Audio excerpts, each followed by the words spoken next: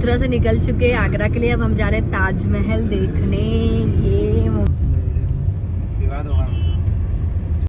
विवादेश्वर, ओ भाई मालेश्वर मालेश्वर मालेश्वर, ये तेरा उल्टा तो अरे नदी ऊपर से भी दिखती है। ताजमहल यूं जाके यूं बता रही है आपको। अरे आप ये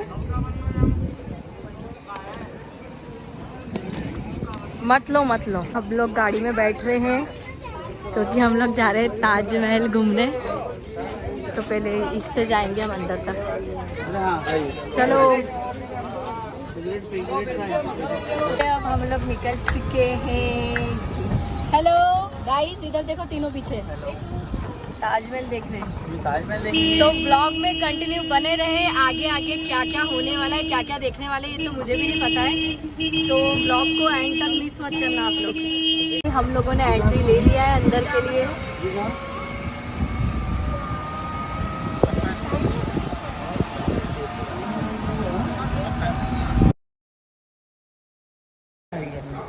ये हम लोगों ने एंट्री ले ली है। ताजमहल देखने में बहुत वेट है क्योंकि हमको 4 गेट को क्रॉस करना पड़ेगा। तो अभी हम लोग ताजमहल के कॉम्प्लेक्स में एंटर हो चुके हैं। भैया थोड़ा लाउडली बोलना क्योंकि व्लॉग बन रहा है तो प्रॉपर सुनाई देना चाहिए। ठीक है। हाँ जी। तो अभी हम थोड़ा आगे चलते हैं, then we can see the view of Taj Mahal. Okay. यहाँ से हम लोगों को नजर नहीं आएगा क्योंकि बाउंड्री वॉल बीच में आ जाती है। ओके और ये भी सब उसी टाइप का, उसी वक्त का बना हुआ है जो कि सर्वेंट क्वार्टर्स थे। ओके ताजमहल बनने के बाद में जिन लोगों ने ताजमहल बनाया था उनके मेन आर्किटेक्ट इंजीनियर्स पहले यहाँ रहा करते थे। ओके बाद में फिर गेस्ट वगैरह भी थे और जो भी उस वक्त में आया करते थे या फिर ताजमहल के पास में रुका करते थे, so they could used to stay also over here. Two हैं 105 on this side and same 105 they have on the other side also. From this gate till that gate in surrounding there are total 210 rooms. And that's a very special gate of the Taj Mahal जिसको हम royal gate कहते हैं। काफ़ी speciality है, काफ़ी speciality है इसकी, जो कि हम आगे चल के बताएंगे आपको। ताजमहल आपको यहाँ से नजर आएगा थोड़ा देख रहे हो भाई को मुख करा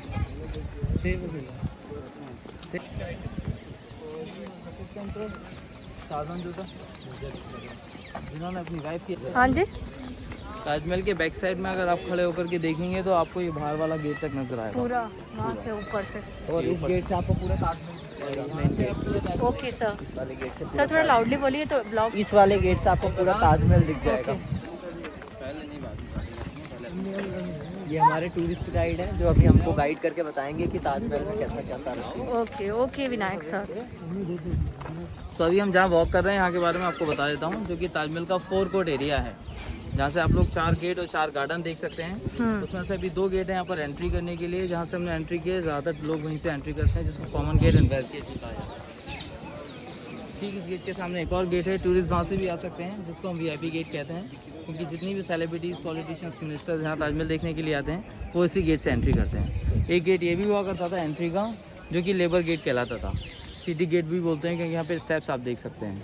लेबर गेट इसके लिए कहते हैं क्योंकि यहाँ पर जो 20,000 वर्कर्स जिन्होंने ताजमहल बनाया था, कहा जाता है कि उनकी फैमिली इस गेट के बाहर आ करती थी। अभी भी उनकी 17 जनरेशन यहाँ पर रह करके ठीक वैसे ही काम करती है जैसे 400 साल पहले ताजमहल पर किया गया था। जब 400 साल पहले जी, अराउंड 400 साल पहले ताजमहल बना था, उस वक्त में इसी तरह का काम अभी भी किया जाता है जो हुआ था। वही टूल्स टेक्निक्स हैं, वही लेबर्स का स्किल रहता है।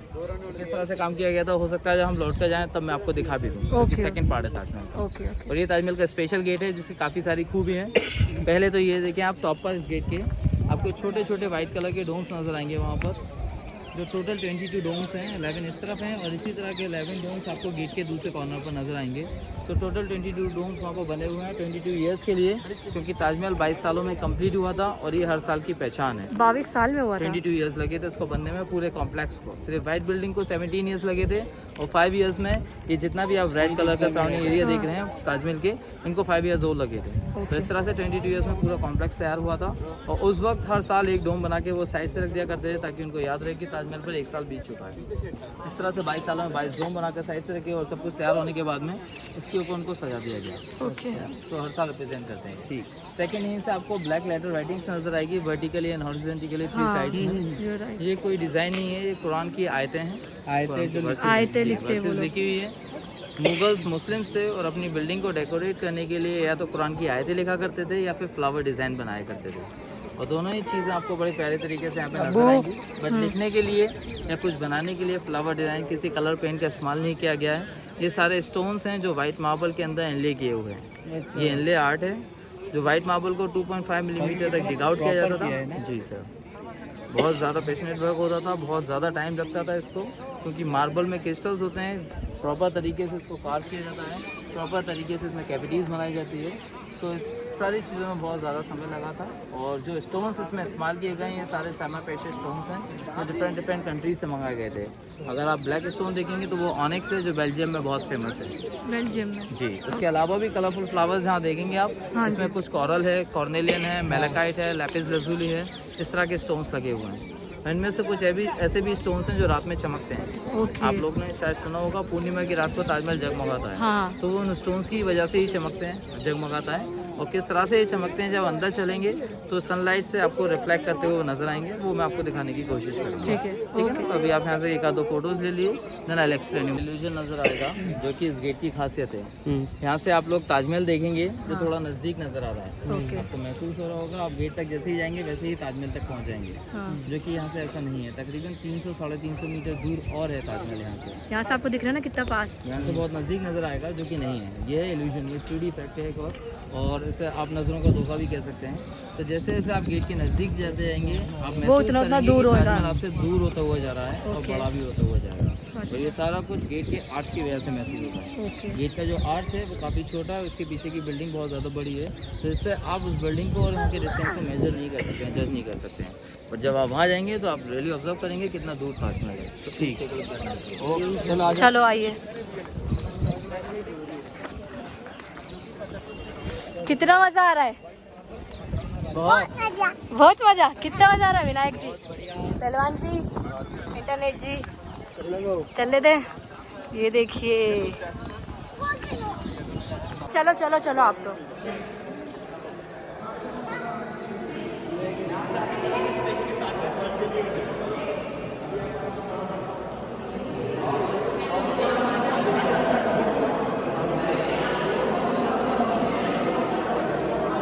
मैंने बताया था कि आपको वहाँ से बहुत पास लग रहा है, बट ये यहाँ से बहुत दूर है, लिटरली बहुत ज़्यादा ही दूर है ये आप देख सकते हो। Now you can see the beautiful view of Taj Mahal and can see how far is it, which looks so close from the outside. And second thing, Taj Mahal is a perfect symmetrical building. So whatever you see on the left hand side, the same thing you can get on the other side as well. Same distance, huh? Same thing, same measurement, same monument. They have on either side of Taj Mahal. Like those two buildings, garden on either side. Everything is same like mirror image. And sometime in that water, you can see the reflection of Taj Mahal also. And there is a fountain line in middle, which is actually the central line of Taj Mahal, and it's divided everything into two parts equally, half and half. And it's the same line which goes to the other side of Taj Mahal, where he was planning to build the Black Taj Mahal. But have you heard the story of the Black Taj Mahal? No, we'll tell you when we'll go there. Okay.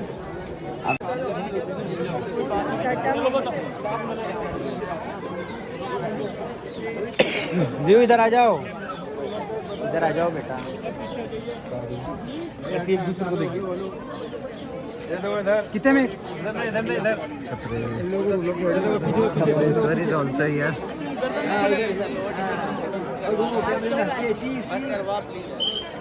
ये बिल्कुल शादी हो रही विजयपुर में। एक photo चाहिए था मेरे को।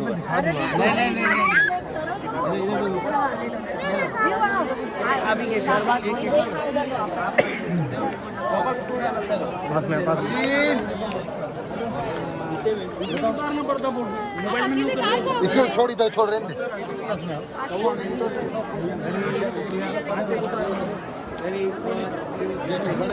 छड़ी ले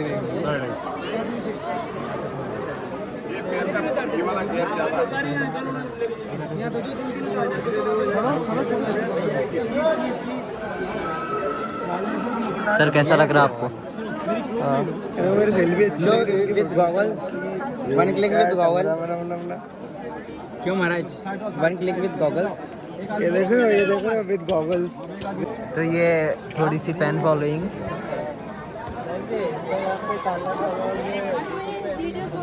thank you so much, thank you. इसमें बुला दो आपको वीडियोस मेरी। Thank you. अच्छी इंस्टाग्राम पे वीडियोस और ब्लॉग बनाते हैं। हाँ जी। वो दीदी आती है, एक वो सरदार दरक सरिता जी। हाँ, थैंक यू। इसकी ऑब्जेक्शन उठा देती है। ओके ओके ओके हमारी सबसे बड़ी ये है, टूरिस्ट से कुछ नहीं कहते हैं, लेकिन यहाँ का जो स्टाफ है ना उस पर फिर ज़्यादा ऑब्जेक्शन उठाते ओके ओके। हैं। साथ में प्रॉब्लम है। ऐसे लगा के रखो आप, जब कभी बोलो थोड़ा सा मार्क्स नीचे करके लाउडली बोल दिया करना। तो यहाँ से कुछ फोटोज और ले लीजिए, उसके बाद में फिर मैं आपको एक्सप्लेन करता हूँ। ओके। अरे भैया रोज रोज नहीं आते हैं, आप आइए ना। भैया मेरे को दिखाओ, बोलो आप तो। सो ताजमहल तकरीबन 400 साल पुरानी बिल्डिंग है, जो कि 1631 में बनना स्टार्ट हुई थी एंड 1653 में कंप्लीट हो गई थी। सो 31 to 53 22 ईयर्स इसको बनने में लगे थे, जिसको कि मुगलों के 5th एम्पर शाहजहां ने अपनी वाइफ मुमताज़ की याद में बनाया था। मुमताज़ जो कि उसकी फेवरेट वाइफ थी। शाहजहां की 3 बीवियाँ थीं और उनकी 3rd वाइफ का नाम अंजुमन बानो था, जिसका नाम शाहजहां ने मुमताज़ बाद में रखा। और मुमताज़ भी उसका नाम जो रखा गया था वो उसके कैरेक्टर के अकॉर्डिंग रखा गया था। मुमताज़ उनकी फेवरेट वाइफ थी और ये एक अरेबिक वर्ड है जिसका मतलब होता है एक्सेलेंट, परफेक्ट। तो इसीलिए शाहजहां अपनी वाइफ को मुमताज़ बुलाया करते थे and she was Iranian lady. So 3 बीवियों में से फर्स्ट 2 वाइफ से उनके कोई बच्चे नहीं थे, बट मुमताज़ के साथ में उन्होंने 19 ईयर्स स्पेंड किए थे और उन 19 सालों में उनके 14 बच्चे थे, जिसकी वजह से मुमताज़ की डेथ हुई थी। और जिस वक्त मुमताज़ काफ़ी वीक थी, तब शाहजहां ने मुमताज़ से प्रॉमिस किया था कि जब उनकी डेथ होगी तो उनकी बॉडी को एक खूबसूरत बिल्डिंग में कन्वर्ट करवा देंगे। तो शाहजहां ने अपना प्रॉमिस भी रखा इस बिल्डिंग को बनवाने के बाद में, जिसको कि मुमताज़ ने कभी देखा नहीं, क्योंकि उनकी डेथ के बाद में इसका कंस्ट्रक्शन स्टार्ट किया गया था। सो सिर्फ वाइट बिल्डिंग को बनने में 17 ईयर्स लगे थे और अदर 5 ईयर्स में जितना भी गार्डन्स आप देख रहे हैं, जो भी आप बिल्डिंग्स देख रहे हैं, ये सारी चीज़ों में 5 ईयर्स और लगे हैं। तो इस तरह से 22 सालों में टोटल ताजमहल तैयार हुआ है। और जो 14 बच्चे थे शाहजहां मुमताज़ के, उसमें से 8 बच्चे डिलीवरी पीरियड में ही ख़त्म हो गए थे और उनके सिर्फ 6 बच्चे बचे थे, 4 बेटे और 2 बेटियाँ। एक बेटे थे औरंगज़ेब, जिन्होंने अपने फादर को ही अरेस्ट करके आगरा फोर्ट में डाला था। उसके भी कई कारण हैं। एक तो ये शाहजहां जिन्होंने ताजमहल तैयार किया था अपनी वाइफ के लिए, इसके बाद में वो एक और ताजमहल बनाना चाहते थे अपने खुद के लिए। उनकी ख्वाहिश थी कि जब उनकी डेथ हो तो उनकी बॉडी को ब्लैक ताजमहल में दफनाया जाए, क्योंकि उनके बेटे ने नहीं होने दिया, क्योंकि ब्लैक ताजमहल काफ़ी महंगा प्रोजेक्ट था। ये उनका फर्स्ट रीज़न था अरेस्ट करने का। सेकंड ये था कि जब शाहजहां चाहते थे उनका बड़ा बेटा राजा बने, बट जो औरंगज़ेब छोटे बेटे थे और राजा बनने के भी इच्छुक थे, तो इसलिए उन्होंने अपने फादर को बंदी बनाया, तीनों भाइयों का कत्ल किया और करवाया। Then he become king also, जिन्होंने तकरीबन 48 ईयर्स तक राज किया था। और जितने भी मुगल्स रहे सबसे ज़्यादा राज करने वाले औरंगज़ेब ही रहे। सो फाउंडेशन ब्लैक ताजमहल का अभी भी यहाँ पर है। ताजमहल के अदर साइड में आपको एक लैंड नज़र आएगी आगे चलकर, जो कि फाउंडेशन कहलाता है ब्लैक ताजमहल का, जहाँ एक और बनने वाला था। बट ताजमहल के अंदर जो पब्लिक जाती है वो शाहजहां एंड मुमताज़ की ग्रेव्स देखने के लिए जाती है। ताजमहल कोई पैलेस नहीं था, यहाँ कभी कोई नहीं रहा। ये सिर्फ शाहजहां ने अपनी वाइफ की याद में बनाया। बाद में आकर के जब शाहजहां की डेथ हुई थी तो उनकी बेटी ने भी शाहजहां को ला करके यहीं दफनाया। इसीलिए मुमताज़ एंड शाहजहां दोनों की ग्रेव्स ताजमहल के अंदर है। पर जो भी टूरिस्ट देखने जाते हैं वो उनकी डुप्लीकेट ग्रेव्स देखते हैं, क्योंकि जो रियल ग्रेव्स है शाहजहां मुमताज़ की वो नीचे है। उस जगह को बंद किया गया है क्योंकि नीचे स्पेस बहुत कम है और टूरिस्ट बहुत ज़्यादा आते हैं। ना तो वहाँ कोई विंडो है ना वेंटिलेशन है। सो मिस हैपनिंग के चांसेस देखते हुए गवर्नमेंट ने वो एरिया बंद कर दिया और उसी के ऊपर फर्स्ट फ्लोर पर उनकी डुप्लीकेट ग्रेव्स है। और डुप्लीकेट ग्रेव्स भी शाहजहां के टाइम की बनी हुई है, जो कि शाहजहां ने अपनी वाइफ की पहले बनाई थी, ताकि कोई भी रियल ग्रेव्स के ऊपर वॉक ना कर सके। इस वजह से डुप्लीकेट ग्रेव वहाँ पे बनाई गई।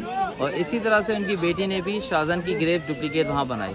तो जो डुप्लीकेट शाहजहां और मुमताज़ के ताजमहल के अंदर है वही टूरिस्ट देखने जाते हैं अंदर में। प्लेटफॉर्म जो है ये ताजमहल का सेंटर पॉइंट है। जितना डिस्टेंस यहाँ से गेट का है उतना ही डिस्टेंस यहाँ से ताजमहल का है, और जितना डिस्टेंस यहाँ से इस बिल्डिंग का है उतनी डिस्टेंस यहाँ से जो एक और बिल्डिंग सिमेट्रिकल दूसरी साइड में बनाई गई है उसका है। और ये दोनों म्यूजिक गैलरी थे, ये दोनों बिल्डिंग्स म्यूजिक गैलरी थे। जब शाहजहां के टाइम में उनके गेस्ट आया करते थे तो उनके वेलकमिंग के लिए यहाँ पर म्यूजिक प्ले होता था। बट अभी एक मोनूमेंट को इन लोगों ने म्यूजियम की तरह इस्तेमाल किया है और अदर बिल्डिंग जो है वो हमेशा बंद रहती है। ताजमहल के आजू बाजू में एक राइट हैंड साइड पर है रेड बिल्डिंग और एक इसी तरह की लेफ्ट हैंड साइड में भी है। सो जो लेफ्ट हैंड साइड वाली है वो मस्जिद है जो अभी भी एक्टिव रहती है। फ्राइडे को ताजमहल बंद होता है, बट लोकलाइट्स आकर के यहाँ पर नमाज़ पढ़ सकते हैं। उन लोगों के लिए मस्जिद अभी भी ओपन रहती है। और ठीक ऐसी बिल्डिंग जो राइट हैंड साइड में बनाई गई थी वो इनिशियली बनाई गई थी सिमेट्रिकल के लिए, ताकि दोनों साइड में बैलेंसिंग है। बट बनने के बाद में उसको गेस्ट हाउस की तरह इस्तेमाल किया करते थे। जब शाहजहां के गेस्ट ताजमहल देखने आते थे तो अपना कुछ टाइम वहाँ पर स्पेंड करते थे। बट अभी वहाँ देखने के लिए कुछ भी नहीं है, क्योंकि जब ब्रिटिशर्स यहाँ से गए थे उस वक्त जो भी चीज़ें अंदर मौजूद थी लाइक कारपेट, कर्टन, फर्नीचर्स या कोई भी ज्वेलरी के स्टफ, वो सारे ब्रिटिशर्स अपने साथ में लेकर के गए। तो इसीलिए वो जगह हमेशा बंद रहती है और वहाँ देखने लायक अभी ऐसा कुछ भी नहीं है। उनकी टोटल हाइट 243 फीट है, अराउंड 22-23 फ्लोर्स के बराबर है ताजमहल। और ताजमहल के ऊपर मेटल का पार्ट आप देखेंगे, पिनेकल, उसकी हाइट यहाँ से देखने में अराउंड 5 फीट या 6 फीट नज़र आएगी, जो कि तकरीबन 30 फीट है। हाँ। 3 मंजिल के बराबर है वो मेटल पार्ट, जो एक टाइम में बताया जाता है गोल्ड का हुआ करता था। और गोल्ड पार्ट सारा ब्रिटिशर्स वहाँ से निकाल करके लेकर के गए। तो अभी ये सिर्फ ब्रास है यहाँ पर जो आप देखेंगे। और इस पूरी बिल्डिंग को वाइट मार्बल से तैयार किया गया था। और ये वाइट मार्बल राजस्थान का स्टोन है। राजस्थान से सारा वाइट मार्बल मंगाया गया है, जो अराउंड 335 किलोमीटर दूर एक जगह है, मकराना, वहाँ का ये सारा स्टोन है। उस वक्त में इस सारे स्टोन को वहाँ से लाने के लिए कैमल और एलिफेंट इस्तेमाल किए गए थे। वही मोड ऑफ ट्रांसपोर्ट था 400 साल पुराना। इस मार्बल की काफ़ी खूबी भी है। एक तो ये मार्बल बहुत ज़्यादा हार्ड है, हार्डर देन इटालियन मार्बल, और उससे बहुत अच्छी क्वालिटी का है, क्योंकि इस मार्बल को नॉन पोरस कहा जाता है। Italian marble soft and porous marble होता है। इसमें डिफरेंस ये है, इस मार्बल पर किसी भी कलर का लिक्विड स्टेन नहीं करता है और उसका कोई भी फर्क नहीं पड़ता है। अगर आप इस पर T, coffee, cold drink, wine कुछ भी डालते हैं तो उसका कलर कभी भी स्टेन नहीं करेगा। ये हमेशा वाइट रहेगा after wipe it of. But white जो इटालियन मार्बल होता है वो सॉफ्ट होता है, उसमें हर तरीके का कलर एब्जॉर्ब कर लेता है, तो उसमें मार्क्स रह जाते हैं उसके ऊपर। तो इन दोनों में डिफरेंस है। इस मार्बल में इटालियन आपको क्रिस्टल्स नज़र आएंगे, जिस वजह से ये मार्बल और ज़्यादा हार्ड एंड स्ट्रॉन्ग है, जो कि जो इटालियन मार्बल में नहीं है। ये इनके डिफरेंसेस हैं। इसीलिए अभी भी ये मार्बल यहाँ मंगाया जाता है। और कुछ हैंडीक्राफ्ट का काम इस मार्बल से उन्हीं लेबर्स द्वारा किया जाता है, जो कि जिन लोगों ने ताजमहल बनाया था उनकी फैमिली यहाँ पर रहती है। यहाँ से आप लोग देखिए, ताजमहल आपको चारों साइड से एक सही नज़र आएगा। ये इसकी अनदर ब्यूटी है। किसी भी एंगल से आप ताजमहल देखेंगे, किसी भी डायरेक्शन से, तो आपको वैसे ही व्यू नज़र आएगा जैसा हमने फ्रंट से देखा। हाँ। तो एक और इसकी ब्यूटी है। सेकंड थिंग, ताजमहल के अदर साइड में ब्लैक ताजमहल बनने वाला था, जो कि शाहजहां अपने लिए बनाना चाहते थे। उनकी ख्वाहिश थी कि जब उनकी डेथ हो तो उनकी बॉडी को ब्लैक ताजमहल में दफनाया जाए, जो कि उनके बेटे ने, जैसे मैंने पहले भी बताया था आपको, वो बनने नहीं दिया, क्योंकि वो बहुत ज़्यादा महंगा होने वाला था। सो ब्लैक ताजमहल यमुना के दूसरी साइड में है, जो कि कभी आप देख भी सकते हैं। और उनको आगरा फोर्ट में बंदी बनाकर रखा हुआ था शाहजहां ने 8 ईयर्स तक। उनको नजरबंद किया था 8 ईयर्स तक। 8 साल थोड़ा बना हुआ है। हाँ, थोड़ा सा बना हुआ है, ज़्यादा नहीं है। सिर्फ इस टाइप के गार्डन्स आपको वहाँ देखने को मिलेंगे। ज़्यादा कुछ नहीं बना था, सिर्फ स्टार्ट ही किया गया था। उसी के बाद में औरंगजेब ने अपने फादर को बंदी बना के आगरा फोर्ट में डाला, जहाँ शाहजहां ने अपने लास्ट 8 ईयर्स स्पेंड किए थे। उनको एक ऐसा कमरा दिया गया था, he was like house arrest, जहाँ उनको हर तरीके की फैसिलिटीज़ थी, बस उस रूम से बाहर आने को परमिशन नहीं थी। तो 8 सालों तक उन्होंने वहीं से ताजमहल भी देखा, एक छोटी सी विंडो में से, क्योंकि उनकी ऐसे काफ़ी वीक थी, ताजमहल उनको क्लियरली नज़र नहीं आता था। तो वहाँ उनकी बेटी ने एक डायमंड फिक्स कर दिया था, जिसके रिफ्लेक्शन में वो 8 सालों तक ताजमहल देखा करते थे। And 8 years after, when he was 76 years old, he died in a same room also. Then उसके बाद में उनकी बेटी ने भी ला करके शाहजहां को इसी ताजमहल में बड़ी किया। तो इसीलिए finally Shahjahan and Mumtaz they both are together. और यहाँ जो ताजमहल के फाउंटेन्स हैं, ये भी उसी वक्त के फाउंटेन्स हैं, ये वाले चला करते थे। अच्छा, ये उसी टाइम के फाउंटेन्स हैं। हाँ, जो कि बाउंड्री वॉल के बाहर वाटर टैंक्स हुआ करते थे, उसमें पानी भरा रहता था। और बहुत बड़ा रॉक पीस डाला करते थे उनको, और प्रेशर के साथ ये सारे फाउंटेन्स एक साथ चला करते थे। सो ये सिस्टम था उनका इन फाउंटेन्स को चलाने का 400 साल पहले। बट अभी यहाँ पर मोटर इस्तेमाल की जाती है, सो ये इलेक्ट्रिक सिस्टम की वजह से सारे फाउंटेन्स यहाँ चलते हैं। ये फाउंटेन्स कब वैसे चलते? इसका कोई टाइम नहीं है। अर्ली मॉर्निंग भी चला देते हैं इनको, या फिर वेदर जिस दिन अच्छा होता है या किसी दिन VIP आती है तो उनको अट्रैक्ट करने के लिए फाउंटेन्स चला दिए जाते हैं। हम लोग ताजमहल के ऊपर तो नहीं जा पाए, बिकॉज हमारा टाइमिंग, हम लोग बहुत लेट हो गए, टाइम चले गया है। ताजमहल की टिकट्स बुक होने का भी एक टाइम है, तो टाइम अगर 1 मिनट भी आप ऊपर हो जाते तो आपको एंट्री नहीं दी जाती है, जिस वजह से मैडम ताजमहल के ऊपर जा करके उनकी जो डुप्लीकेट ड्रेस है ये नहीं देख सकती। हाँ, नहीं देख पाई, क्योंकि यहाँ का टाइमिंग हो चुका है। क्योंकि हम लोग बहुत लेट आए थे, हमारा सडनली प्लान बना था यहाँ पे आने का कि हम इंदौर जाते जाते यहाँ पे घूमते हुए जाते हैं, पर कोई नहीं, हमने जितना देखा, भैया बहुत अच्छा गाइड किया आपने, बहुत ही अच्छा लगा। तो जो भी आगरा है वो इनसे जरूर गाइड ले। भैया आपका नाम बता दीजिए। मेरा नाम मोहम्मद आरिफ है। हाँ जी, ये आपको यहीं मिलेंगे ना, Taj Mahal west parking. Taj Mahal west parking में आप इनका नाम ले सकते हो। बहुत अच्छा गाइड करते हैं, क्योंकि ये बहुत ही अच्छे से इन्होंने हमको विजिट करवाया है पूरा ताजमहल। ओके, ये ब्लॉग मैं यहीं ख़त्म करती हूँ, कल मिलते हैं न्यू ब्लॉग के साथ। आप सोच रहे होंगे कि जीजू कहाँ गए, क्योंकि जीजू विहाना को लेके चले गए थे। इतना लंबा घूमने में उनको इतना, एक तो धूप थी और वो नहीं घूम पाए, विहाना चिड़चिड़ कर रही थी। तो मुझे ब्लॉग पूरा करना था, इसलिए मैंने और विनायक ने घूम लिया है। बस ये ब्लॉग यहीं ख़त्म करते हैं, कल मिलते हैं न्यू ब्लॉग के साथ। I means to be continue, no कल नहीं मिलते। अभी हम जाएंगे, घर जाएंगे, घर जाके एंड कर दूँगी इस ब्लॉग को। टाटा।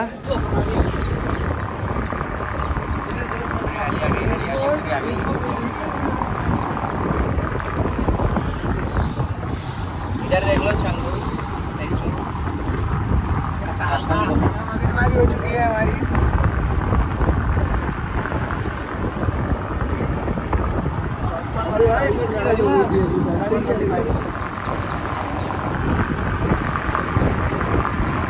ऑर्डर करो, क्या खाना है आपको? विहू क्या खाना है, ऑर्डर करो। उधर कुछ नहीं है, इधर ही बता। क्या खाना है आपको, ऑर्डर करो।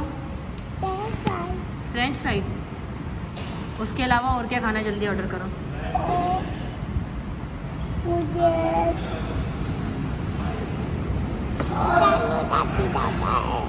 क्या खाना है और?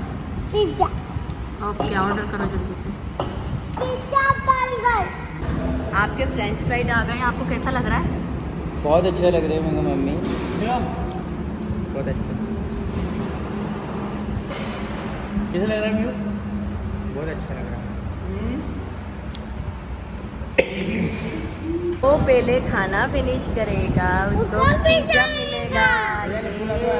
मैं कर दूंगी सबसे पहले। पीयू और मैंने, हम दोनों ने चेंज कर लिया, मुंह वूह धो लिया है, खाना वाना खा लिया है। मैंने चेंज भी कर लिया है क्योंकि जींस टॉप में कंफर्टेबल नहीं बैठ पा रहे थे। अब चले हम घर की तरफ। बाकी हम पहुंचेंगे सुबह। और अभी बज रही 7। हाँ बेटू, हम सुबह नहीं पहुंचेंगे, अभी अभी पहुंचेंगे। अभी पहुंचेंगे। अभी 600 किलोमीटर है हमारा घर। और ना मैं मानी दीदी को स्नेक से डरा वाली हूँ। स्नेक से डराने वाले हो? विहाना नकली स्नेक लाई है, बहुत सारी शॉपिंग की है बिहू ने। आपको घर चल के दिखाएगी बिहू क्या क्या लाई है ना बिहू।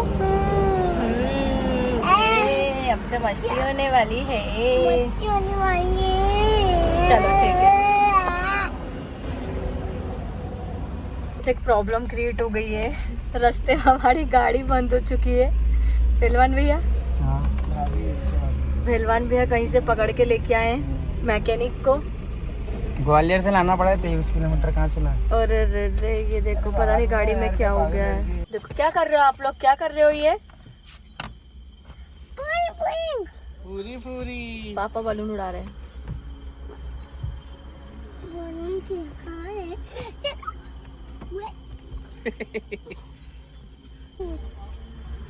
अभी इसमें आपने बहुत झाग कर दिया। नहीं पहना, चाचू ने किया है। हाँ, ये झाग अच्छा हो जाएगा ना, फिर अपन करेंगे इसको। तो फाइनली हमारी गाड़ी हो चुकी है रेडी। 3 घंटे में गाड़ी सुधारी है। और थैंक यू सो मच भैया, आपने हमारे साथ कोऑपरेट किया। इसलिए ये देखो भैया ने 3 घंटे में हमारी घंटे में हो गए। हाँ, नींद आ रही है। इतनी रात को भैया बहुत थक चुके, नींद आ रही करिए, मतलब मैं बता नहीं सकता आपको। ये भैया ये दोनों भगवान ही मिले हैं, मतलब आज रात को भाई मुझे। हाँ जी, हाँ जी। आपका बड़प्पन कैसी आपको खुशी हो रही है? गाड़ी सही हो गई है बहुत ज्यादा, मतलब हैप्पी। आई मीन टू से ये भैया हैं, इन्होंने हमें सपोर्ट किया। और ये भैया हैं, थैंक यू सो मच भैया, इतनी रात को आप लोगों ने हमारे साथ कोऑपरेट किया है। 2 मिनट चेहरा दिखाइए, आपका नाम भी बताइए। आपका नाम? आप? Okay, thank you so much भैया, इतनी रात को। डालोगे जब हम ब्लॉग डालेंगे यूट्यूब पे दिखाओगे। गाड़ी ठीक हो गई है, बोलो जय श्री राम। जय फाइनली जय बोलो हनुमान की। फाइनली 3 घंटे बाद गाड़ी सही हो गई है। पहलवान भैया कैसी फीलिंग आ रही है? बहुत बढ़िया। अभी तो पता है अभी हम कितनी आगे पहुंच जाते हैं, बाकी हम 3-4 घंटे लेट हो चुके हैं। अभी क्या नॉर्मल स्पीड में चल के है ना, वो बैटरी पूरी फुल चार्ज हो जाएगी। बाय बाय, मिलते हैं थोड़ी देर बाद। बोले कैसे वे राजा, बोले कैसे वे राजा, बोले कैसे वे राजा,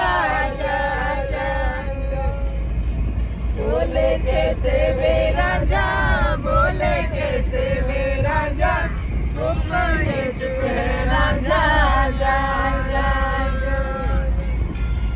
भोला नहीं आया भोला, मेरा भोला नहीं आया भोला, मेरा भोला नहीं आया, भोला मेरा भोला नहीं आया, रब भी खेले खेले। निकाल दिया आपने। सुबह सुबह की बज चुकी है 5:30 और यहाँ नींद हो चुकी है पीछे दो पागलों की। सनराइज होने वाला है। पागल में मेरे पति देव नहीं है, ये पति देव जग रहे हैं रात भर से। पहलवान भैया का पूरा सब, पहलवान भैया को कंपनी दी जा रही है ताकि पहलवान भैया को नींद ना आए, है ना पहलवान भैया? मैं तो सो गई थी, झूठ नहीं बोलना। सामने का दिख ही नहीं रहा है बिकॉज क्योंकि बहुत ज्यादा ओ सो रही है इसलिए।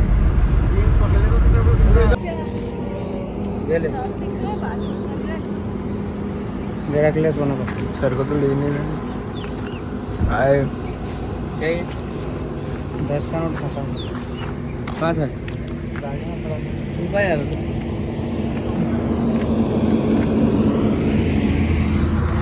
तो वो बस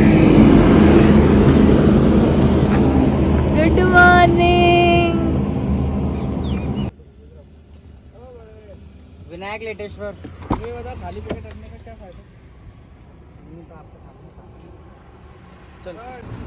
सुबह सुबह नाश्ता किया जाएगा चाय बिस्किट का। लाडो, ओ लड्डन, ओ मेरी लाडो, लाडो good morning. Good morning princess, इधर तो देखो, जल्दी उठो।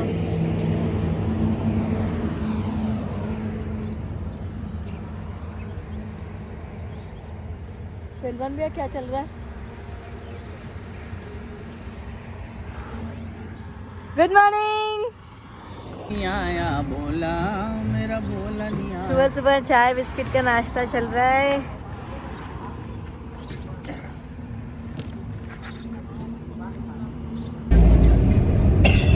मेरी कल्लाएं होगी मशहूर, करना कभी तुम मुझे नजरों से दूर। किते चलिए तू, किते चलिए तू, किते चलिए, जानदा है दिल ये तो जान दे ये तू, तेरे बिना मैं न रहूं मेरे बिना तू। किते चलिए तू, किते चलिए तू, किते चलिए, जिए तू कैसे राता ओ सावरे, जिया नहीं जाता ओ सावरे। गिराता लंबिया लंबिया रे, कटे तेरे संगिया संगिया रे, गिराता लंबिया लंबिया रे, कटे तेरे संगिया संगिया रे। जादू जादू बस रख दो बेटा, हो गया।